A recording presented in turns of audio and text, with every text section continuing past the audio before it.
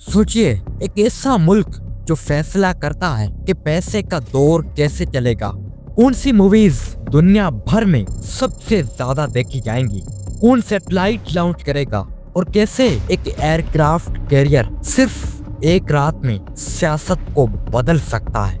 ये सिर्फ ताकत नहीं, ये एक सिस्टम है। आखिर क्यों अमेरिका सबसे ज्यादा पावरफुल कंट्री माना जाता है?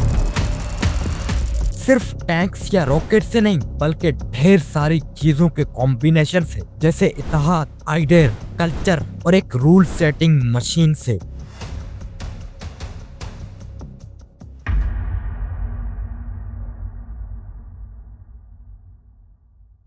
पावर एक सिंपल वर्ड है, मगर इसका मतलब तीन चीजों से बनता है। फर्स्ट, कैपेबिलिटी, सेकंड, लेजिटिमेसी और थर्ड, रीच। कैपेबिलिटी का मतलब वो चीजें जो आपके पास है, जैसे इंडस्ट्री, आर्मी एंड साइंस।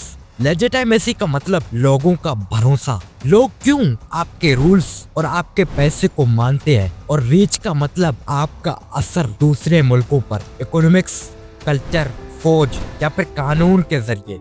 एक छोटी सी एग्जांपल, अगर आप पाकिस्तान में फैक्ट्री चलाते हैं और आपका बायर कॉन्ट्रैक्ट डॉलर में मांगा, तो आप देखते हैं कि डॉलर का मतलब सिर्फ करेंसी नहीं, बल्कि एक भरोसा है। यही भरोसा अमेरिका को स्ट्रक्चरल पावर देता है। वो लोग रूल्स बनाते हैं जिसको बाद में सब फॉलो करते हैं।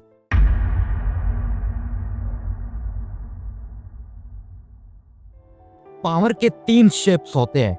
हार्ड पावर यानी फौजी फोर्स और इकोनॉमिक कोर्शन, सॉफ्ट पावर यानी कल्चर, मूवीज एंड आइडियाज, और स्ट्रक्चरल पावर यानी वो ताकत जो रूल्स बनाती है, मार्केट को डिसीजन करती है और सिस्टम को शेप करती है। स्ट्रक्चरल पावर सबसे ज्यादा ड्यूरेबल होती है, क्योंकि जब आप रूल मेकर बन जाते हो तो दूसरे लोग आपके रूल्स के हिसाब से चलने लगते हैं, चाहे आप वहाँ फिजिकली ना भी हो।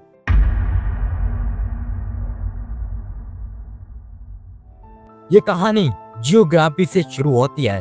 वासी जमीन, दो समुंदर, राइवर्स और नेचुरल रिसोर्सेज ने एक ऐसा बेस दिया जहाँ पे इंडस्ट्रियलाइजेशन आसान हुआ। उसके बाद आई इमिग्रेशन। हजारों लोग इस लैंड पर आए, मेहनत और टैलेंट लाए, फैक्ट्रीज और लेटर यूनिवर्सिटीज को फ्यूल किया। 19वीं सेंचुरी में रेल रोड्स और फैक्ट्रीज ने यूएस को इंडस्ट्रियल जेंट बनाया। 20वीं सेंचुरी के वार्स, खासकर WWII, इन्होंने अमेरिका को ग्लोबल लीडर बनाकर छोड़ दिया। यूरोप की इंडस्ट्रियल बेस बटल से थोड़ी सी वीक थी, जबकि अमेरिका की इंडस्ट्री मोस्टली इंटैक्ट थी। और सबसे इम्पोर्टेंट, अमेरिका ने वर्ल्ड वार के बाद ग्लोबल फाइनेंशियल और पॉलिटिकल इंस्टीट्यूशंस बनाई। IMF, वर्ल्ड बैंक और ब्रेटन वुड्स सिस्टम ने एक फ्रेमवर्क दिया जिसे अमेरिकन डॉलर और इकोनॉमिक नॉर्म्स डोमिनेट करने लगे। ओल्ड पावर ने मिलिट्री और टेक्नोलॉजिकल कंपटीशन को तेज किया। न्यूक्लियर वेपन्स, स्पेस रेस और नाटो जैसे अलायंस से अमेरिका ने अपनी ग्लोबल रीच परमानेंटली बढ़ाई। फिर साल 1970 के बाद आई सिलिकॉन वैली की कहानी। Universities, venture capital, risk taking culture और स्किल्ड इमिग्रेशन ने टेक्नोलॉजी को नया सेंटर बना दिया। और टेक्नोलॉजी ही आज के जमाने में स्ट्रक्चरल पावर का एक बड़ा हिस्सा है।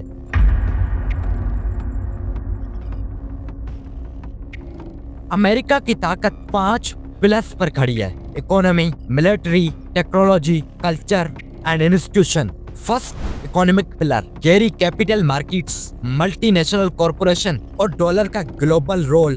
डॉलर से ट्रेड स्केल होता है, कमोडिटीज डॉलर में प्राइस होती है, ये एक बहुत बड़ा लेवरेज देता है। Second, military pillar, global basis, aircraft carriers, advance weapon system जो रैपिड रिस्पॉन्स और डिटेरेंस अलाउ करते हैं। Third, technology and science pillar, top universities, private R&D startups और स्किल्ड इमिग्रेंट्स। यही वो लूप है जो इनोवेशन को बरकरार रखता है। Fourth, cultural pillar, Hollywood, music, English language और ग्लोबल ब्रांड्स, इन सब ने प्रेफरेंस और इंस्पायरेशन शेप किया है। और fifth, institutional pillar, trade rules, IP norms और ग्लोबल फाइनेंशियल इंस्टीट्यूशंस, जिनमें अमेरिका का रूल सेटिंग रोल सबसे ज्यादा नजर आता है।